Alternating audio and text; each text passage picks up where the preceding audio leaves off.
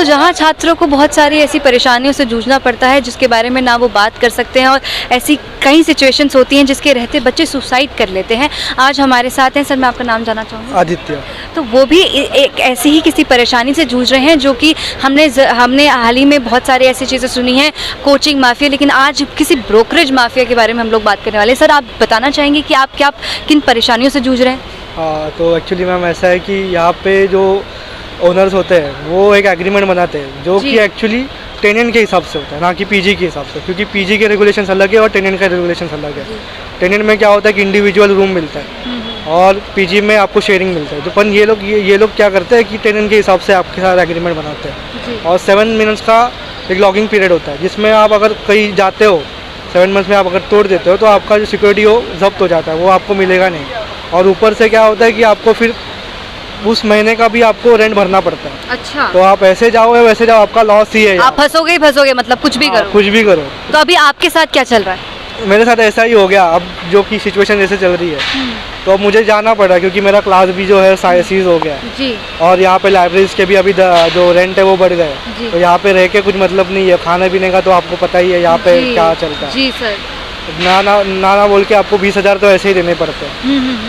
अब मैं जा रहा हूँ तो वो म्यूचुअल अंडरस्टैंडिंग में आप एक तरीके से दे भी सकते हैं, पर उनको देना नहीं है। तो वो क्या कह रहे हैं कि आपका जो सिक्योरिटी है वो भी जब्त हो गया है। अब मुझे कह रहे हैं कि आपको रेंट भी सिक्योरिटी अमाउंट आपका जब्त ऑलरेडी कर लिया गया है और आपको रेंट भी देना पड़ रहा है ऊपर से, और ऊपर से इलेक्ट्रिसिटी का बिल भी देना मुझे। ये तो एक चीज है जो सामने आ रही है, लेकिन ऐसे कितने और छात्र होंगे? बहुत सारे। अभी बीच में ही एक लड़की ने भी यहाँ पे सुसाइड किया था सेम रीजन की वजह से, क्योंकि वो जो ओनर था वो क्या कहते हैं रेंट अमाउंट ज़्यादा इंक्रीज कर रहा था, और बाकी के तो फाइनेंशियल है ही, बाकी के भी चीज़ें को कभी कभी हैरेस भी करते हैं, कभी कभी घर से भी निकाल देते हैं यहाँ पे। बिल्कुल, हमें ये सुनने में आया था कि वुमेन हैरेसमेंट बहुत ज़्यादा यहाँ पर हो रही है, और चैट भी बीच में लीक हुई थी। क्या वो उस बात में सच्चाई है?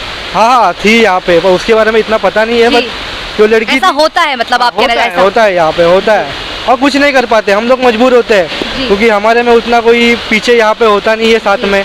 और ये जो है ओनर जो यही के होते हैं उनको पता है, और सबके अपने अपने कनेक्शंस होते हैं, सबके साथ उन लोग ने अपना टाइप किया होता है जी। और एक को कुछ हो गया तो सारे पीछे से उसके सपोर्ट में होते ही है जी। तो जहाँ पर बहुत सारी परेशानी, जैसे कि मैंने शुरुआत में भी कहा कि स्टूडेंट्स को जो है झेलनी पड़ती हैं, उसी के बीच सबसे बड़ी परेशानी जो है वो ब्रोकरेज की जो परेशानी है। यहाँ पर जो छात्र, ऐसे कितने सारे छात्र हैं जो इन सब चीज़ों को यहाँ पर फेस कर रहे हैं, और सुसाइड भी बच्चे कर लेते हैं। यहाँ से कितने दूर दूर से बच्चे आते हैं। आप, मैं जानना चाहूँगी आप कहाँ से आए? मैं मुंबई से आया हूँ। आप मुंबई से आए? हाँ जी। और मैम सबसे बड़ी बात है कि यहाँ पे इतना बड़ा इंसिडेंट हो गया है, यहाँ पे प्रोटेस्ट चल रहा है, फिर भी यहाँ पे इनको जो ब्रोकर्स है, ओनर्स है, इनको कुछ फर्क ही नहीं पड़ता कोई, मतलब जी हाँ बिल्कुल, अभी भी वो सब वो माफियागिरी अभी भी चल रही है। बिल्कुल बिंदास है। और उनका कैसा है कि आपको जो करना है करो, कोई फर्क नहीं पड़ता है। हमारे पे बहुत सारे केसेस हम झेल लेंगे, कोई फर्क नहीं पड़ता है जी। मतलब आपको सामने से आपको धमकी दे रहे हैं कि आप पे पुलिस कंप्लेंट डाल देंगे।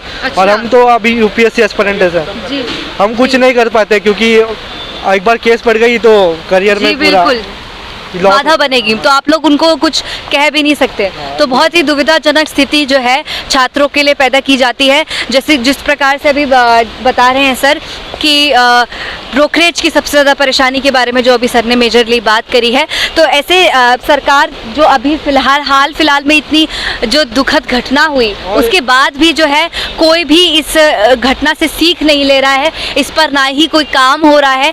और जो ब्रोकर्स हैं बीच पे, जो कि मतलब रेंट वगैरह के लिए जो रूम्स दिलवाते हैं। जी सर। कि जैसे कि अभी आप देख रहे हैं कई सारे न्यूज़ चैनल्स वालों ने मतलब क्या कहते हैं वो वीडियो क्या कहते हैं उसे इन्वेस्टिगेट किया है। जी सर, रूम्स को जाके इन्वेस्टिगेट किया है। यही चीज़ यहाँ की एमसीडी कर सकती है, पुलिस भी कर सकती है। उन सारे स्टूडेंट्स को पता है कि कहाँ पे क्या चलता है। जी सर। पर ये कोई कुछ एक्शन ले ही नहीं रहा है, वो बस प्रोटेस्ट चल रहा है, बातें हो रही है, पर एक्चुअल में ग्राउंड लेवल पे ये एक्शन हो सकता है, पर कोई ले ही नहीं रहा है। यहाँ की गवर्नमेंट ना ले रहा, ना कुछ कोई कर पा रहा है, जो कि तो इस पर कोई भी कड़ी कार्रवाई नहीं की जा रही है। जैसा कि सर ने बताया कि ये इशू जो है कितने सालों से चल रहा है, लेकिन आज जब 3 छात्रों की मृत्यु हो गई, 3 माँओं ने अपने बच्चे खो दिए, उसके बाद जाकर ऐसी चीज़ों पर जो है बात की जा रही है। तो क्या अब यही इनका कहना है, यही इनकी दरख्वास्त है, यही इनकी गुजारिश है कि जो ब्रोकर्स हैं उनकी जो माफियागिरी है उस पर भी सरकार ध्यान दे। क्योंकि बच्चे बहुत दूर दूर से आ रहे हैं, माँ बाप जो है क्या क्या करते हैं अपने बच्चों को यहाँ भेजने के लिए। और जैसे कि अभी बहुत सारे छात्रों से बात हुई, जो पिता है वो अपने खेत बेच देते हैं, माएँ अपनी कंगन बेच देती हैं अपने बच्चे को पढ़ाने के लिए। तो क्या इन दिनों के लिए वो भेजती हैं कि बच्चा सुसाइड कर ले केवल क्योंकि वो रेंट नहीं दे पा रहा? तो ऐसी चीज़ों पर जो है जल्द से जल्द काम होना चाहिए। मैं रिपोर्टर गरिमा, कैमरामैन पलक सैनी के साथ द तहलका खबर, दिल्ली।